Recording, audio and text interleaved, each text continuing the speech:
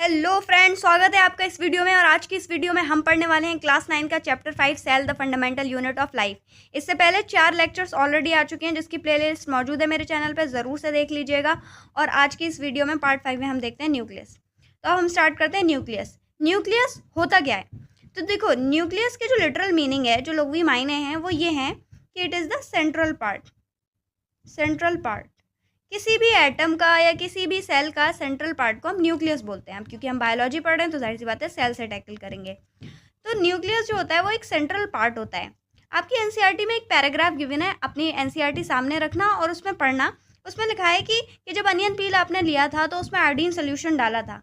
Iodine solution हमने क्यों डाला था? तो उसका आंसर ये है कि आयोडीन सोल्यूशन हम इसलिए यूज़ करते हैं ताकि स्ट्रक्चर ऑफ सेल जो है, सेल के जो स्ट्रक्चर है वो काफ़ी हद तक हमें नज़र आ जाए, आंखों से मोर विजिबली नज़र आ जाए। आपको नॉर्मल नज़र नहीं आएंगे, आप देखोगे तो हमको स्टेन करना पड़ता है। तो आयोडीन, एक और लाइन लिखी हुई है कि हम आयोडीन की जगह सैफरन और मिथाइलिन ब्लू भी यूज़ कर सकते हैं, ये सोल्यूशन भी यूज़ कर सकते हैं।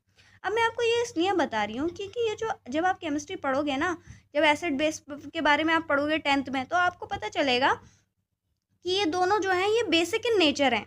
असल में इस न्यूक्लियस के अंदर ये धागा जो है ना, डीएनए डीऑक्सीराइबोस न्यूक्लिक एसिड, ये एक ही फुल फॉर्म एसिड की है। तो ये एसिड और ये बेस मिलकर रिएक्शन कर देते हैं, न्यूट्रलाइजेशन। इसीलिए हम ये जो है ये वाली बेसिक्स यूज़ करते हैं, बेसिक डाई यूज़ करते हैं, ताकि आपको जो न्यूक्लियस है वो अच्छे से आपको नज़र आ सके, स्टेन हो सके। इसका स्ट्रक्चर क्या होता है न्यूक्लियस का? तो देखो, ये मान लो अगर ये आपका एक सेल है इस तरीके से, इतना बड़ा सा, और अंदर ये गोल गोल सा स्ट्रक्चर है न्यूक्लियस, ठीक है ना, सेंट्रल पार्ट। तो ये जो होता है ये डबल लेयर, ये 2 लेयर से मिलकर बना हुआ होता है। एक ये वाली आउटर लेयर और एक ये वाली अंदर वाली inner layer. Outer membrane, inner membrane. और इन दोनों लेयर के बीच का जो स्पेस होता है उसे हम पेरीन्यूक्लियर स्पेस बोलते हैं। ये 10 से 50 नैनोमीटर के अराउंड होते हैं। इसके बाद आप देखें तो कुछ जगहों पे ये जो पॉइंट है, ठीक है ना, ये 2 मेम्ब्रेन कुछ जगहों पे मर्ज कर रही हैं। देखो, यहाँ मर्ज कर गई, फिर यहाँ से अलग अलग अलग, फिर यहाँ मर्ज कर गई। यहाँ पे कुछ जगहों पे मिल जाती हैं। फ्यूजन ऑफ 2 मेम्ब्रेन, दोनों मेम्ब्रेन का जहाँ फ्यूजन होता है ना, वहाँ पे पोर क्रिएट हो जाता है। तो एक पोर होता है, पोर मतलब एक छेद या सुराख जो होता है, ये पोर बना देते हैं। अब इस पोर से ही असल में ट्रांसपोर्टेशन होता है।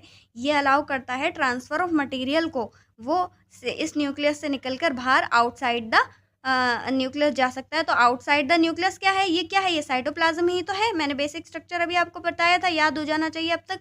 ये साइटोप्लाज्म है तो साइटोप्लाज्म में आ जाता है। तो ये न्यूक्लियस का स्ट्रक्चर था। तो हम देख लेते हैं कॉन्टेंट्स ऑफ न्यूक्लियस। न्यूक्लियस के कंटेंट में क्या है और न्यूक्लियस के अंदर क्या मौजूद होता है। तो देखो, न्यूक्लियस के अंदर क्रोमोसोम मौजूद होते हैं, ये सब जानते हैं। तो ये क्रोमोसोम में ये जो 3 टर्मिनोलॉजीज आपको बहुत देखने को मिलेंगी, डीएनए, क्रोमैटिन और क्रोमोसोम। इन तीनों में बेसिक फ़र्क क्या है, ये बहुत इंपॉर्टेंट है जानना, वरना अक्सर ये डाउट बना रहता है। देखो, मैं हल्का सा 11 टच करूँगी और आपको बस इतना बता दूँगी कि इनके बारे में कि इनकी डेफिनेशन क्या है और ये बनते कैसे हैं। बाकी आपको 11th में पूरा पढ़ना ही है, तो इतना डिटेल जाने की ज़रूरत नहीं है। बस इतना जान लो, डीएनए की फुल फॉर्म होती है डीऑक्सीराइबोस न्यूक्लिक एसिड। ये एक एसिड होता है और नेगेटिव चार्ज होता है, ये याद रखना, ठीक है। और ये एक पॉलीमर है। देखो, पॉलीमर क्या होता है? एक बहुत लंबी चेन होती है, ठीक है, और वो छोटे छोटे मोनोमर सिंपलेस्ट यूनिट से बना हुआ होता है, जिसे हम मोनोमर बोलते हैं। तो डीएनए एक पॉलीमर है, तो उसका भी तो कोई ना कोई एक मोनोमर होगा, वो न्यूक्लियोटाइड होता है। न्यूक्लियोटाइड आप चाहो तो याद कर सकते हो, ऐसी एक पेंटोज शुगर होती है, यहाँ पे एक बेस लगा रहता है नाइट्रोजनस, और यहाँ पर एक फॉस्फेट ग्रुप लगता है, ऐसा एक ये न्यूक्लियोटाइड बनता है और फिर ये पूरे एक चेन बनाता है। इतना डिटेल में मत जाओ, बस इतना समझो कि एक पॉलीमर है और एक न्यूक्लियोटाइड मोनोमर से बना होता है, ठीक है। ये डीएनए है। यानी जब हमने एक सेल देखा, सेल के अंदर न्यूक्लियस देखा, उसके अंदर एक धागा पड़ा हुआ था, उस धागे को जब आप खोल के यूँ लंबा करोगे तो वो धागा कुछ ऐसे दिखेगा, ऐसे हम डीएनए बोलते हैं, ठीक है। अब देखो, मुझे एक बात बताओ, अगर ह्यूमन डीएनए की बात करूँ ना, तो ये डीएनए 2.2 मीटर का होता है। अगर आप ज़मीन पर फैला के देखोगे, 2.2 मीटर मायने रखता है। इतना बड़ा, इतना लंबा धागा इतने छोटे से न्यूक्लियस में, जो हमें नज़र तक नहीं आता, कैसे आखिर रह लेगा? तो जाहिर सी बात है कि इतना बड़ा धागा है, वो कहीं ना कहीं आपस में कंडेंसेशन उसकी हुई होगी, वो एक छोटा सा उसमें सिकुड़ कर रखा गया है। नेचर ने, कुदरत ने उसको बहुत ज़्यादा कंडेंस करके रखा है, तभी तो पॉसिबल है। क्या तुम इतना लंबा धागा रख सकते हो इतने छोटे से न्यूक्लियस में? नहीं ना। तो ये कॉन्डेंसेशन ऑफ डीएनए जो होती है, ये बहुत इंपॉर्टेंट कॉन्सेप्ट है। ये अपने आप में एक पूरा वास्ट टॉपिक है। बस इतना समझ लो, ये जो धागा है ये सिकुड़ना शुरू हो जाता है, कंडेंस होना शुरू हो जाता है और छोटा सा शेप इख्तियार करता है। जब सेल नॉर्मल सेल होता है ना, जब डिवाइड नहीं कर रहा होता, तब ये कंडेंस शक्ल में होता है। ये इस तरीके से होता है। देखो, ये जो डीएनए है, ये डीएनए ये नेगेटिवली चार्ज है। और तुम जानते हो केमिस्ट्री में पढ़ा है कि कोई भी चीज़ नेचर में अगर चार्ज है तो वो न्यूट्रल करना चाहती है, स्टेबल होना चाहती है। तो ये नेगेटिवली चार्ज जो डीएनए है, ये पॉजिटिवली चार्ज प्रोटीन्स की तरफ अट्रैक्ट होगा। ये positively charge proteins basic in nature होते हैं, क्योंकि भाई डीएनए एसिडिक था, ये बेसिक होते हैं, तो इनके अंदर अट्रैक्शन और भी ज़्यादा होता है। नेगेटिव पॉजिटिव अट्रैक्शन, और ये एसिडिक है, ये बेसिक है। ठीक है, तो ये दोनों आपस में अट्रैक्ट होते हैं। ये जो बेसिक प्रोटीन होते हैं, इनको हम हिस्टोन्स बोलते हैं। हिस्टोन्स, ये इंपॉर्टेंट टर्म है जो आगे आपको बहुत मिलेगा। ये हिस्टोन्स होते हैं। तो ये डीएनए नेगेटिव चार्ज डीएनए और ये जो हिस्टोन है, ये मिलकर एक न्यूक्लियोसोम बनाता है। यानी मान लो अगर ये आपका एक पॉजिटिवली चार्ज हिस्टोन है, इसके ऊपर डीएनए आके यूं रैप हो जाएगा, एक गोल गोल चीज़ है उसके ऊपर बन जाएगा। ठीक है ना, ताकि जगह कम खर्च हो। ठीक है, ताकि छोटे से न्यूक्लियस में वो आ सके, ये इसलिए ही तो हम कर रहे हैं। तो इस तरीके से एक न्यूक्लियोसोम बन जाएगा। ये बहुत सारे न्यूक्लियोसोम जब बनेंगे, एक न्यूक्लियोसोम ये बना, एक ये बना, एक ये बना, ठीक है ना, ये बहुत सारे न्यूक्लियोसोम जब रिपीट करते हैं अपने आप को, तो उसी को ही हम क्रोमैटिन बोलते हैं। तो अगर आप अपने टीचर को बताते हो रिपीटिंग यूनिट ऑफ न्यूक्लियोसोम, तो वो काफ़ी ज़्यादा इम्प्रेस हो जाएगा आपसे कि क्रोमैटिन जो है वो न्यूक्लियोसोम से बना हुआ है। न्यूक्लियोसोम क्या है? वो डीएनए और हिस्टोन यानी डीएनए और प्रोटीन से मिलकर बना हुआ है। ठीक है, तो जब नॉर्मल कंडीशन में न्यूक्लियस को आप देखते हो, न्यूक्लियस के अंदर तो कुछ इस तरीके से आपको नज़र आता है। ये न्यूक्लियोसोम हो गए आपके। ठीक है, और ये बहुत सारे न्यूक्लियोसोम ने मिलकर क्रोमैटिन बना दिया, इसको हम क्रोमैटिन बोलते हैं। ठीक है, और ये मैंने यहाँ पे लिखा भी है बीड्स ऑन स्ट्रिंग, यानी जब आप माइक्रोस्कोप में देखते हो तो इस तरीके से आपको बीड्स ऑन स्ट्रिंग, छोटे छोटे बीड्स नज़र आते हैं। ऐसा लगता है मोतियों की माला गिर गई है टूट के। ठीक है, ये छोटे छोटे जो बीड्स हैं, ये आपके और कुछ नहीं, न्यूक्लियोसोम हैं। तो अब क्रोमैटिन समझ आया। और डीएनए एक लंबा धागा है। वो लंबा धागा प्रोटीन के साथ मिलकर अपने आप को कंडेंस करता है, छोटा सा हो जाता है, उसे हम न्यूक्लियोसोम बोलते हैं। अब आ जाते हैं क्रोमोसोम। देखो, जब आपके इसको ऐसे एग्जाम्पल से समझो, जैसे आपके पास बहुत सारे कपड़े हैं। ठीक है, आपके पास अलमारी है, आपने तय बना के उसको अलमारी में रख दिया, तो वो क्रोमैटिन बन गया। ठीक है, आपको अब कहीं पर ट्रैवल करना है, तो अब आपको पास एक छोटा सा बैग है, यानी अब अलमारी से भी छोटा बैग आ गया। अब आप बैग में उनको और भी ज़्यादा तय बना के कपड़ों को रखोगे, छोटे छोटे पैक करके। ठीक है, तो अब डीएनए जब आपका सेल डिवाइड करता है, तो ये जो क्रोमैटिन है ना, इसको और फर्दर कंडेंस होना होता है, और भी ज़्यादा कंडेंसेशन वो करता है, और भी ज़्यादा सिकुड़ता है, और अपने आप को छोटे छोटे पैकेट्स में डिवाइड कर लेता है। ये छोटे पैकेट्स ऑफ डीएनए को ही हम क्रोमोसोम बोलते हैं। और ये क्रोमोसोम डीएनए और प्रोटीन से बने हुए होते हैं। यानी क्रोमोसोम कोई बहुत नई चीज़ नहीं है, ये यही धागा है, यही डीएनए है। इसी का बस फ़र्क इतना है, इसने अपने आप को पैकेट्स की शक्ल में इख्तियार कर लिया है। और ये आपका ये तभी नज़र आता है जब सेल डिवाइड करता है। इसीलिए आपकी एनसीईआरटी में ये बात लिखी गई थी, visible as rod shape structure when the cell divide, यानी जब सेल डिवीजन होगा ये तभी नज़र आएंगे। आप नॉर्मली देखोगे तो आपको नज़र नहीं आएंगे माइक्रोस्कोप में, यानी सेल डिवीजन पर ही नज़र आते हैं।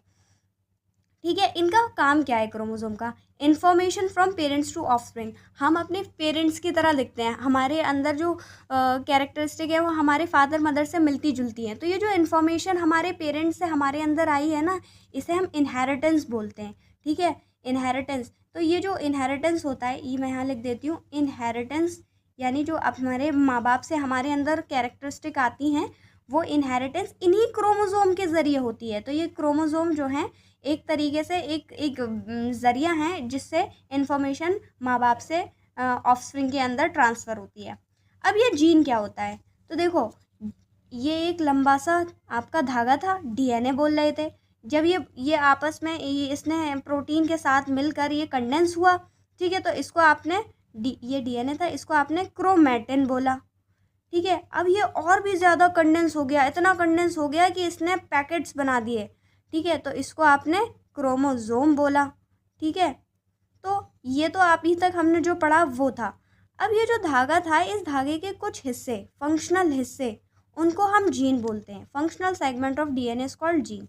देखो, फंक्शनल से मुराद यहाँ पर ये है, डीएनए असल में प्रोटीन बनाता है, प्रोटीन ट्रांसलेशन पूरा आप प्रोसेस पढ़ोगे 12th में, तो ये प्रोटीन बनाता है, यानी फंक्शन से मुराद यहाँ पर प्रोटीन सिंथेसिस है, यानी हर वो हिस्सा जो प्रोटीन बनाएगा वो जीन कहलाएगा। याद रखना, हर वो जो हिस्से प्रोटीन नहीं बनाएंगे आप उसे जीन नहीं कह सकते, यानी वो अनफंक्शनल है। यानी डीएनए जीन होने के लिए फंक्शनल होना अपने आप में एक कंडीशन है कि भाई डीएनए का वो हिस्सा जो फंक्शनल है, जो प्रोटीन बनाता है, प्रोटीन सिंथेसाइज करता है, वही जीन कहलाता है। याद रखना, हर सेगमेंट डीएनए की जीन नहीं होती, जीन वही होती है जो फंक्शनल होती है, जो प्रोटीन को सिंथेसाइज करती है।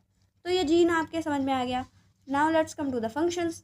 फंक्शन क्या है? Cell reproduction. जाहिर सी बात है, जब सेल रिप्रोड्यूस करेगा तो इतनी सारी इन्फॉर्मेशन जो डीएनए पर मौजूद है वो क्रोमोसोम की शक्ल में पैकेट्स में टूट जाएगा डीएनए, ठीक है, क्रोमोसोम की शक्ल में, और ये सेल रिप्रोडक्शन में हेल्प करता है। और पूरी इन्फॉर्मेशन, मतलब एक तरीके से ये समझ लो कि ये जो न्यूक्लियस है, ये आपका न्यूक्लियस ब्रेन की तरह काम करता है, रेगुलेट द सेल एक्टिविटी। जैसे हमारा ब्रेन हमारी पूरे फंक्शंस को रेगुलेट करता है ना, इसी तरीके से न्यूक्लियस पूरे सेल के फंक्शंस को, ये आपका सेल है, ठीक है ना, ये बहुत सारे ये साइटोप्लाज्म है, इसके अंदर ऑर्गेनील्स पड़े हैं, ये न्यूक्लियस है और इसके अंदर धागा। ये जो न्यूक्लियस है ये छोटा सा ब्रेन है सेल का, ठीक है। तो ये जैसे सेल एक्टिविटीज़ कैसे रेगुलेट करेगा, तो कुछ प्रोटीन बनाएगा, स्ट्रक्चरल प्रोटीन, जो कि उसके सेल के ग्रोथ के लिए रिस्पॉन्सिबल होंगे, ठीक है। कुछ एंजाइम बनाएगा। एंजाइम क्या होते हैं? ये एंजाइम प्रोटीन ही होते हैं एक तरीके के, 99% प्रोटीन होते हैं, 1% एक्सेप्शन होता है। तो ये एंजाइम्स प्रोटीन ही होते हैं, ये मेटाबॉलिज्म कराएंगे, इस्तेहाला कराएंगे। मेटाबॉलिज्म यानी जो चेंजेस जो आप खा पी रहे हो उसको मेटाबोलाइज करना सिंपलेस्ट यूनिट में, ये पूरे फंक्शंस इसके न्यूक्लियस के हैं। So this is all about the nucleus. Guys, अगर आपको मेरी वीडियो पसंद आई हो और अच्छी लगी हो तो प्लीज़ उसको लाइक सब्सक्राइब ज़रूर कीजिएगा और मुझे सपोर्ट कीजिएगा। Thank you very much.